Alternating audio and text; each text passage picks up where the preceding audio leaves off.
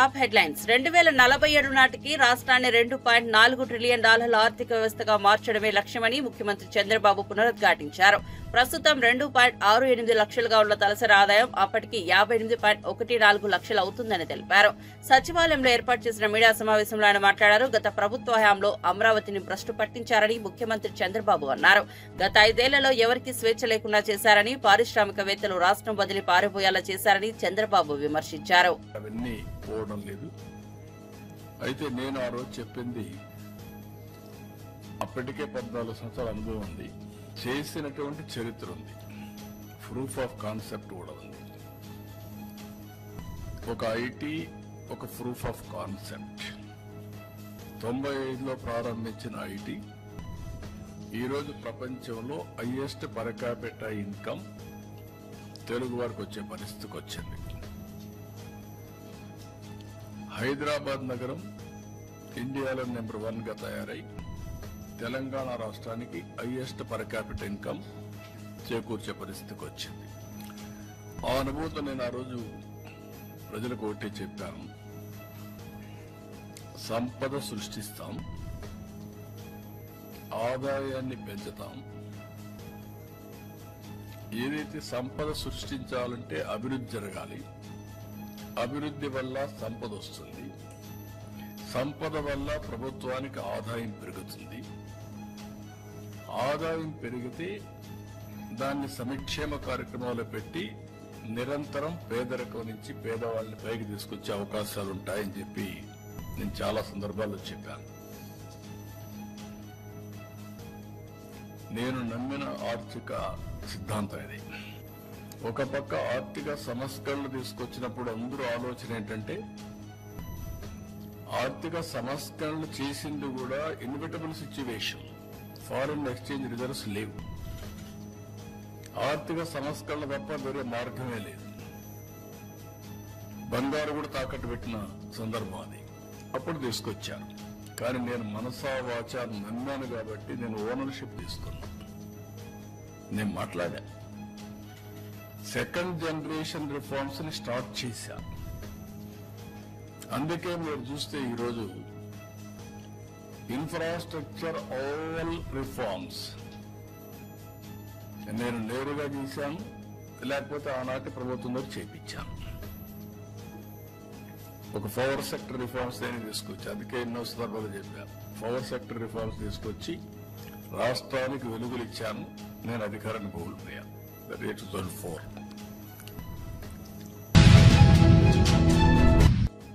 మాజీ సీఎం కేసీఆర్ రాష్ట్రాన్ని దోచుకున్నారని, ఆ డబ్బులనే తాను సంక్షేమ పథకాలకు మళ్లించి గ్యారంటీలను అమలు చేస్తున్నామని సీఎం రేవంత్ రెడ్డి చెప్పారు. ఢిల్లీ అసెంబ్లీ ఎన్నికల నేపథ్యంలో కాంగ్రెస్ పార్టీ తరపున ఆయన 2 గ్యారంటీలను విడుదల చేశారు. ఢిల్లీలో అధికారంలోకి వస్తే $500 గ్యాస్ సిలిండర్ అందిస్తామని, గృహ అవసరాలకు 300 యూనిట్ల వరకు ఉచిత కరెంట్ అందిస్తామని రేవంత్ రెడ్డి చెప్పారు. తెలంగాణ కాంగ్రెస్ ప్రభుత్వం అధికారంలోకి వచ్చి 13 నెలలు పూర్తవుతోందని, ఏడాదిలోపు 25,50,000 రైతు కుటుంబాలకు 21,000 కోట్ల రుణాలు మాఫీ చేస్తామని అన్నారు. कर्जा माफी नहीं किए। हम लोग तेलंगाना राज्य में 1 साल के अंदर जो चुनाव के समय पर 2 लाख रुपए तक कर्जा माफी करने के लिए वादा किया था, हम लोग पहले ही साल 21,000 करोड़ रुपए किसानों को कर्जा माफी किए, हमारे बात निभाए। अब रहा दूसरी बात, बेरोजगार। आज के तारीख में हिंदुस्तान में सबसे बड़ा जो मुद्दा है बेरोजगार। मोदी जी ने वादा किया था हर साल 2 करोड़ नौकरी देने के लिए। 11 साल हो गए मोदी जी प्रधानमंत्री बनकर। पिछले लोकसभा में मैं सांसद था, जब मैं सवाल किए तो मोदी जी ने ये जवाब दिया 7 लाख नौकरी दिए 10 साल में। तो 11 साल में अगर मोदी जी के वादा हिसाब किए तो 22 करोड़ नौकरी देने था, मगर वो दिया 7 लाख नौकरी। मगर तेलंगाना राज्य सरकार ने पहले साल 55,143 सरकार नौकरी ने दिया हुआ है। ये कोई प्राइवेट सेक्टर के नौकरी नहीं है। तेलंगाना राज्य सरकार में हम 55,143 सरकार नौकरी देकर हम जो चुनाव के समय पर वादा किया था हम लोग ने निभाए। और उसके अलावा महिलाओं के लिए फ्री बस रेट, आज तक जनवरी तक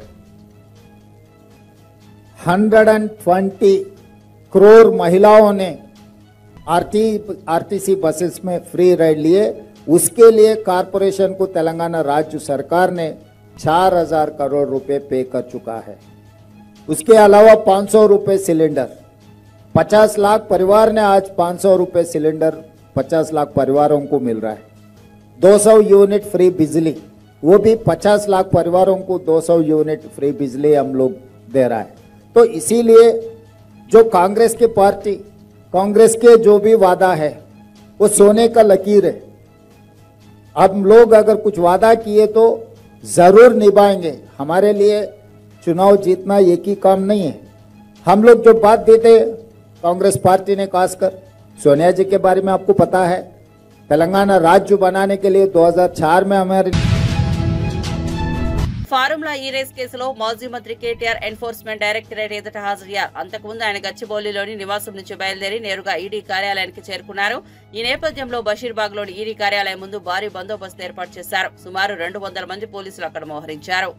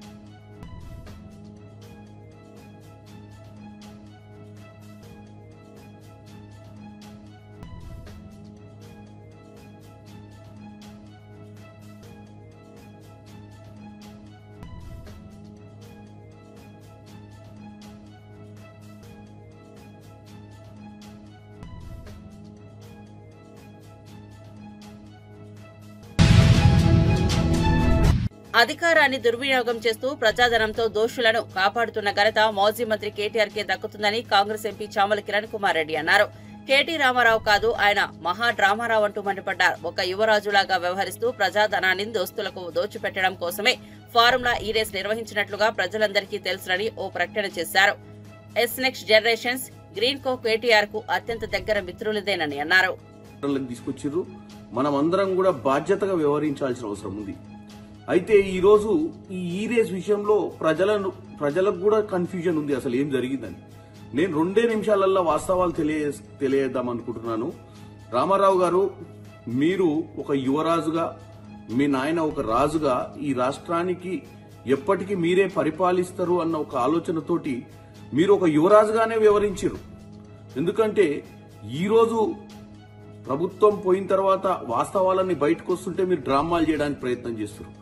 మీరు హైదరాబాద్ నగరాన్ని గ్లోబల్ గా ప్రఖ్యాతి చెందాలన్న ఒక ఉద్దేశంతో కేబినెట్ మీటింగ్ పెట్టకుంటేనే హైదరాబాద్ నగరం కోసం ప్రపంచంలో తెలంగాణ ఔన్నత్యాన్ని చాటి చెప్పడానికి మీరు ఏదో డబ్బులు ఖర్చు పెట్టినట్టు, ఏదో హెచ్ఎండిఏ ద్వారా 55 కోట్ల రూపాయలు ఏదైతే దుర్వినియోగం చేసిరో ఇది రాష్ట్రం కోసం చేసినట్టు, రాష్ట్రంలో కాంగ్రెస్ పార్టీ ప్రజల్ని తప్పుతో పట్టిస్తున్నట్టు మీరు డ్రామా చేస్తున్నారు.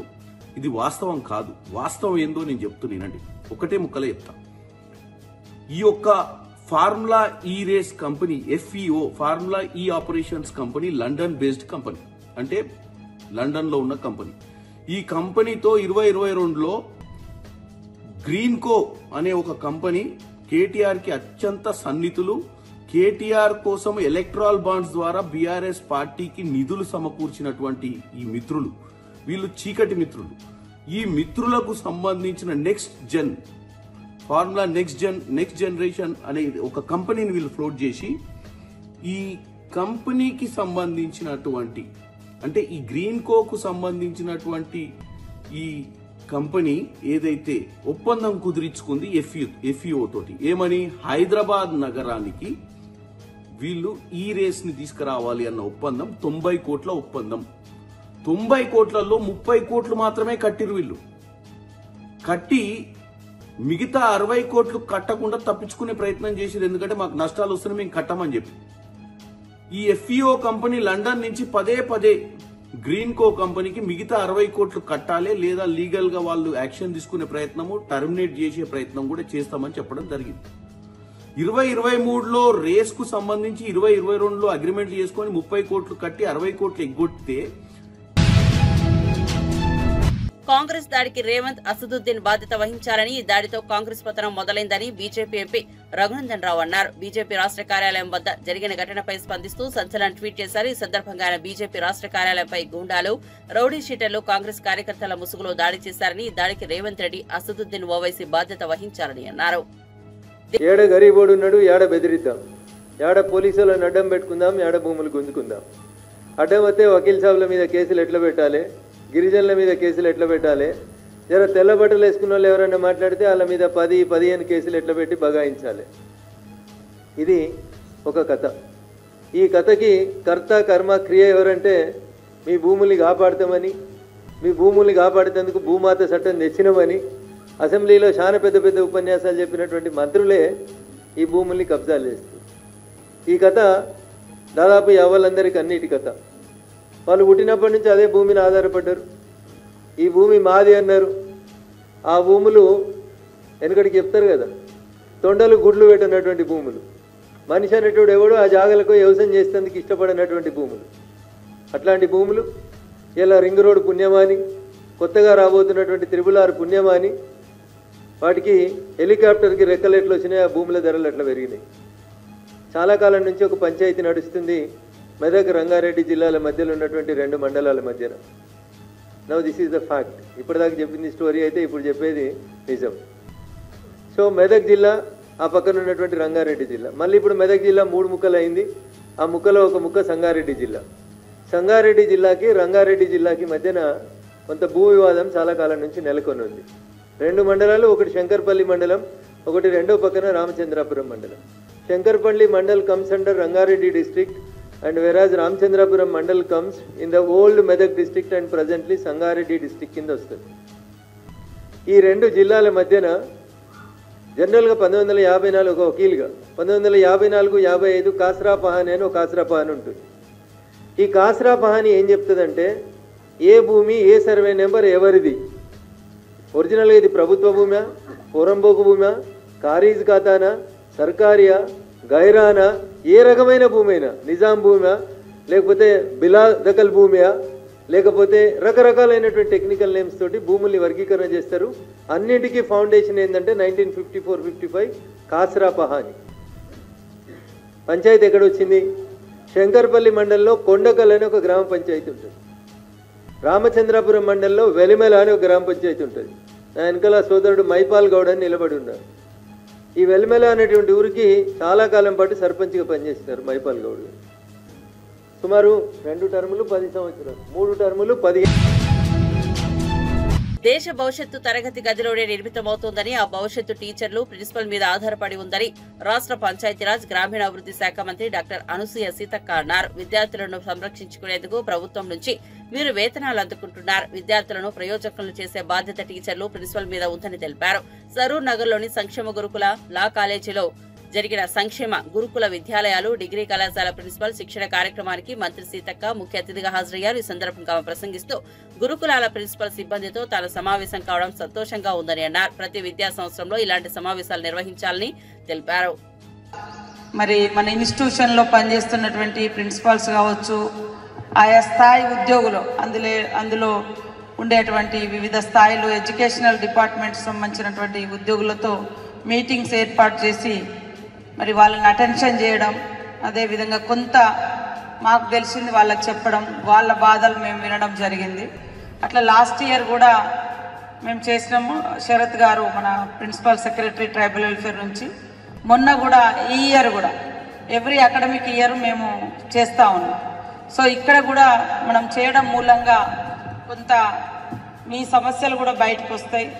అట్లనే మా నుంచి కూడా మీకు కొంత మంచి సంబంధాలు కూడా ఉంటాయని చెప్పడంతో వారు ఈరోజు ఏర్పాటు చేసి నన్ను సడన్గా, నాకు ఈరోజే తెలిసింది యాక్చువల్గా, సడన్గా పిలవడం జరిగింది. సరే, నేను కూడా ఎన్నో రోజుల నుంచి మన సోషల్ వెల్ఫేర్ గురుకులాల్లో కానీ ఇన్స్టిట్యూషన్లో కొన్ని ఇబ్బందులు పడుతున్నటువంటి పిల్లల పరిస్థితి, అవమానపడుతున్నటువంటి టీచర్ల పరిస్థితి, ప్రిన్సిపాల్ల పరిస్థితిని కూడా చూసి ఖచ్చితంగా దీనికి అటెండ్ కావాలని ఈరోజు ఇక్కడికి రావడం జరిగింది. నాకు ఈ అవకాశం కల్పించిన మీ అందరికీ పేరు పేరున హృదయపూర్వక ధన్యవాదాలు, నమస్కారాలు. ఈరోజు పిల్లలే ఈ పిల్లలే మన దేశ భవిష్యత్తు. ఈ పిల్లల భవిష్యత్తు ఈరోజు మన చేతిలో ఉంది. కాబట్టి నెహ్రూ గారు, మన first prime minister Pandit Jawaharlal Nehru గారు అంటారు, పిల్లలు విద్యార్థులే ఈ దేశ భవిష్యత్తు. వారిని ఒక గార్డెన్లో మొక్కలను ఎట్లయితే మొక్కల్ని పెంచే తోటమాలి ఎంతైతే జాగ్రత్త. సంక్రాంతి సందర్భంగా మండలంలోని బండరేవు తండాలో నిర్వహించే నాను మహారాజ్ జాతరలో పేకాట గుట్టురట్టయింది. జాతరలో పేకాట ఆడుతుండగా గమనించిన స్థానికులు జిల్లా పోలీసు అధికారులకు సమాచారం ఇవ్వడంతో ఎస్పీ డాక్టర్ జానకి షర్మిల ఆదేశాల మేరకు పోలీసులు దాడులు నిర్వహించారు. పేకాటతో పాటు మద్యం, ఇతర జూద క్రీడలు సైతం నిర్వహిస్తున్నట్లు గుర్తించారు. పోలీసులను గమనించిన జూదరులు పరారయ్యారు. రామ్ సింగ్ తండా, పొట్యా, కుష్టి తండాలకు చెందిన పలువురు ప్రభుత్వ ఉద్యోగులు జూదానికి తెరతీసినట్లు స్థానికులు ఆరోపిస్తున్నారు.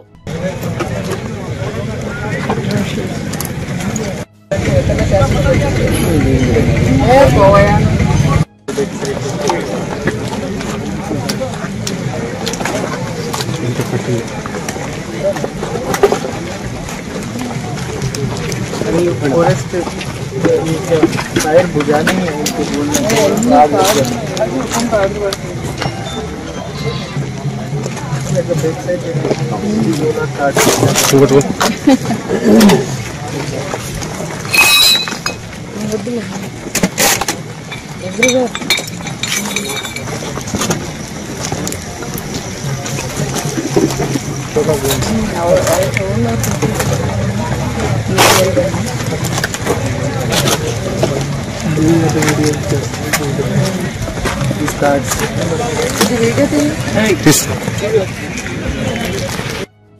నిర్మల్ జిల్లాలో బండరేవు తండా సారంగపూర్ మండలంలో నానుజీ మహారాజ్ జాతర సందర్భంగా కొంతమంది అక్కడ స్టాల్స్ ఏర్పాటు చేసి ఈ జాతరతో సంబంధం లేకుండా పక్కనే స్టాల్స్ పెట్టారు. ఆ స్టాల్స్లో ఒక 50 స్టాల్స్ వరకు పెట్టి అక్కడ ఆర్గనైజ్డ్గా గ్యాంబ్లింగ్ జరుగుతుందని వచ్చిన ఇన్ఫర్మేషన్ ప్రకారం మేము మా ఏఎస్పీ రాజేష్ మీనాని పంపించడం జరిగింది.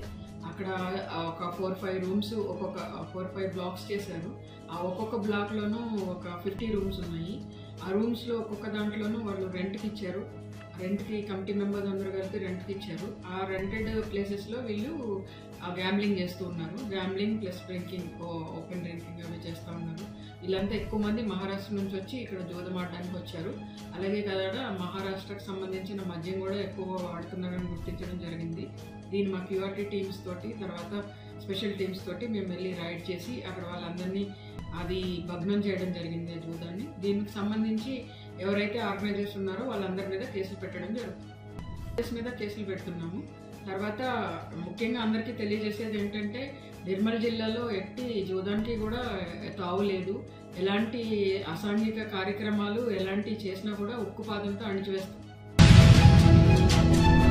నటుడు మంచు మనోజ్ తిరుపతి జిల్లాలోని చంద్రగిరి పోలీస్ స్టేషన్ కు వెళ్లారు. జరిగిన పరిణామాల నేపథ్యంలో డీఎస్పీని కలిశారు. తిరుపతిలోని మోహన్ బాబు యూనివర్సిటీకి తాను వెళ్లినప్పుడు చోటు చేసుకున్న పరిణామాల గురించి పోలీసులతో చర్చించినట్లు సమాచారం. అంతర్గత కలహాలతో మోహన్ బాబు కుటుంబం గత కొన్ని రోజులుగా వార్తల్లో నిలుస్తున్న విషయం తెలిసిందే. మోహన్ బాబు యూనివర్సిటీలో జరిగిన పరిణామాలపై నటుడు మంచు మనోజ్ చంద్రగిరి పోలీస్ స్టేషన్లో ఫిర్యాదు చేశారు. గుర్తు తెలియని వ్యక్తులు తనతో పాటు భార్య మోనికపై దాడి చేశారని ఫిర్యాదులో పేర్కొన్నారు. అనంతరం మీడియాతో మాట్లాడిన ఆయన తనకు ఎవరితోనూ గొడవలు పెట్టుకునే ఉద్దేశం లేదని స్పష్టం చేశారు. తన సన్నిహితులను బెదిరింపులకు గురి చేస్తున్నారని ఆరోపించారు. మీడియాతో మాట్లాడుతుండగా మనోజ్ ఒక్కసారిగా కడుపు నొప్పితో బాధపడ్డాడు. దీంతో ఆయన భార్య మోనిక కన్నీరు పెట్టుకున్నారు.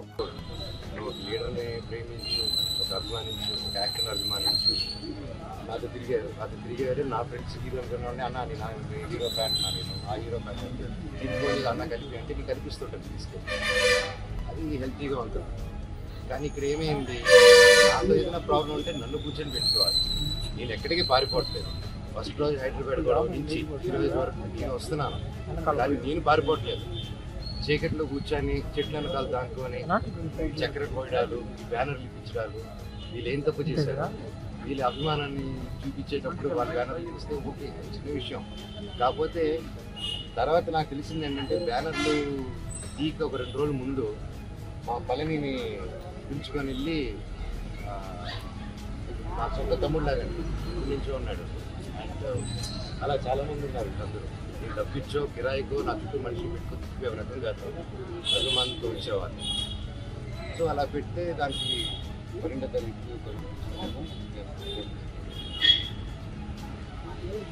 11 అలా పిలిచారండి. పండగ పీరియడ్ పిలిచి మనోజ్ వస్తున్నాడా, వస్తే కూడా ఉండకూడదు, ఏమీ చేయకూడదు, ఎవరు వెళ్ళకూడదు అని దీంతో పాటు చాలా మందిని పిలిచి ఏరియా వైజ్ అంటే ఎంత టైం స్పెండ్ చేస్తారంటే 10 నిమిషాలు గంట సేపు పెద్ద మనుషులు ఉన్నారు కూర్చొని పెట్టి, అన్నతమ్ములు కూర్చొని మాట్లాడేసి ఇక్కడ క్యాంపస్లో జరిగే మిస్టేక్లు రెక్టిఫై చేసే చిన్న విషయం.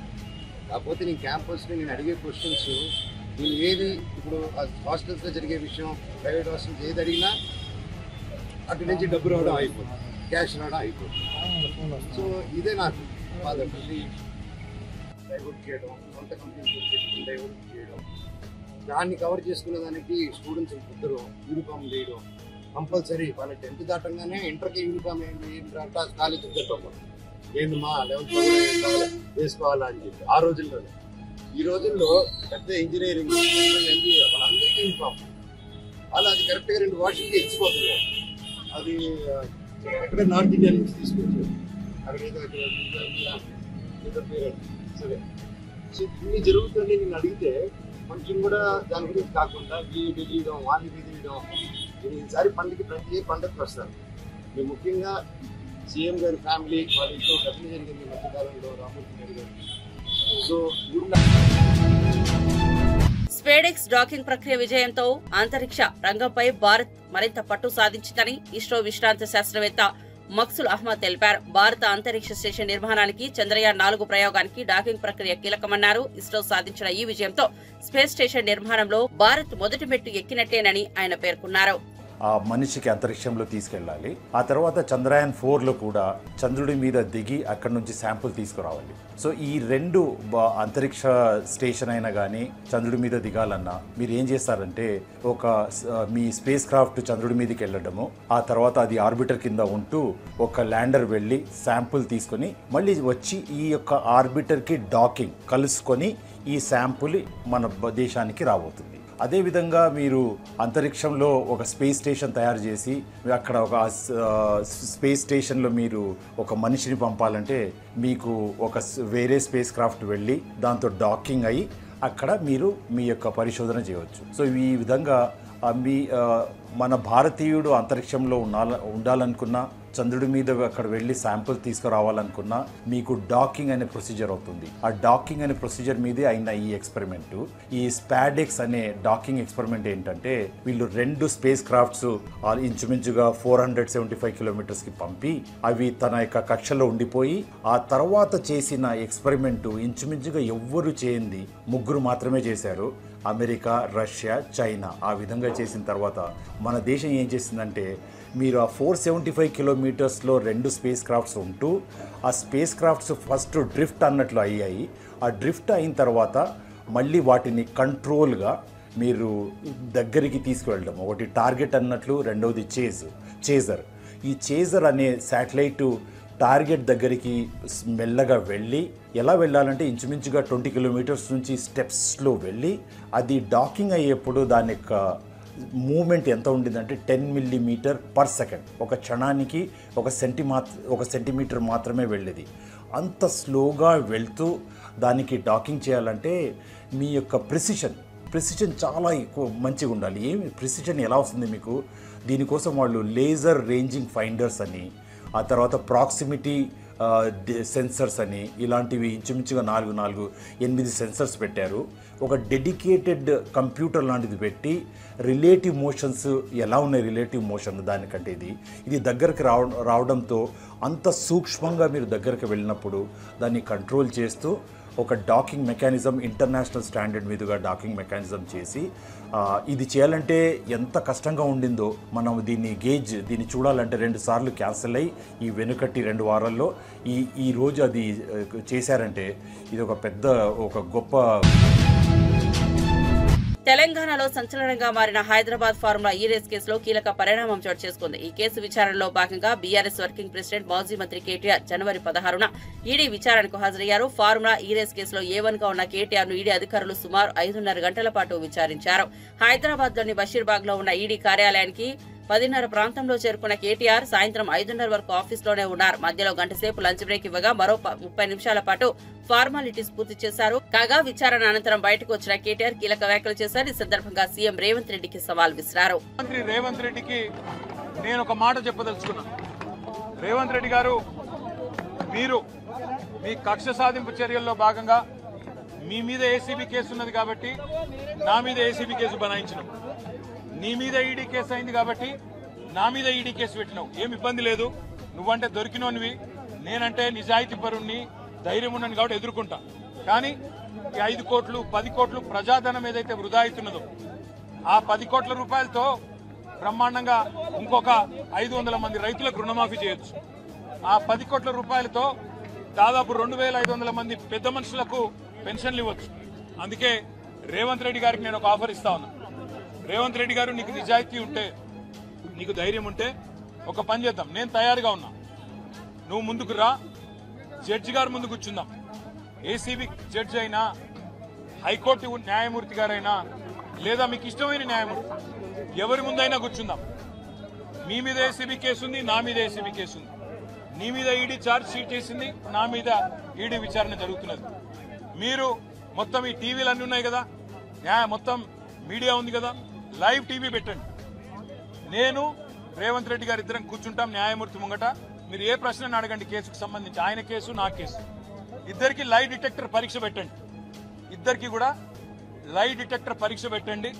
మొత్తం రాష్ట్ర ప్రజలందరూ చూస్తుండగా ఒక 50 లక్షలు 20 లక్షల రూపాయలు ఒడిసిపోతుంది. లేకపోతే ఈ 10 కోట్ల రూపాయలతో అనవసరంగా ప్రజాధనం దుర్వినియోగం అయ్యే విధంగా, ఇంతమంది ఉన్నతాధికారుల టైం వేస్ట్ అయ్యే విధంగా, ఇంతమంది మీడియా సంస్థల టైం వేస్ట్ అయ్యే విధంగా ఈ కక్ష సాధింపు విచారణ మంచిది కాదు. నేను రెడీగా ఉన్న రేవంత్ రెడ్డి, నీకు ధైర్యం ఉంటే ముందుకు రా. నీ జూబ్లీహిల్స్ ప్యాలెస్ లో అయినా సరే, లేదా న్యాయమూర్తి ఇంట్లో అయినా సరే, ఏసీబీ న్యాయమూర్తి ఇంట్లో అయినా సరే, కోర్టులో అయినా సరే, లేదా ఈడీ ఆఫీస్లో అయినా సరే, ఎక్కడైనా నేను లై డిటెక్టర్ పరీక్షకు సిద్ధం. నువ్వు కూడా రా, ఇద్దరం కూర్చుందాం. దొంగెవరో, ఎవరేందో, ఎవరి నిజాయితీ ఏందో రాష్ట్రం మొత్తం చూస్తుంది. నీకు ధైర్యం ఉంటే వెంటనే నిర్ణయం తీసుకో. డేట్ నువ్వే చెప్పు, టైం నువ్వే చెప్పు, ప్లేస్ నువ్వే చెప్పు, నేను వస్తా. నిజాయితీగా నా చేయిస్తా. నువ్వు లై డిటెక్టర్ పరీక్ష పెట్టి నువ్వు కూడా పెట్టుకొని కూర్చో, ఎవరు ఏందో. సంక్రాంతికి ఊళ్లకు వెళ్లిన ప్రజలు పండుగ సెలవులు ముగియడంతో తిరిగి హైదరాబాద్ బాట పడుతున్నారు. వాహనాలన్నీ మహానగరం వైపు వస్తుండటంతో నగరం నలుమూలలు రద్దీగా మారాయి. నల్గొండ జిల్లా చిట్యాల వద్ద వాహనాలు 2 కిలోమీటర్ల మేర నిలిచిపోయాయి. రద్దీ ఎక్కువ ఉండటంతో వాహనాలు నెమ్మదిగా ముందుకు సాగుతున్నాయి.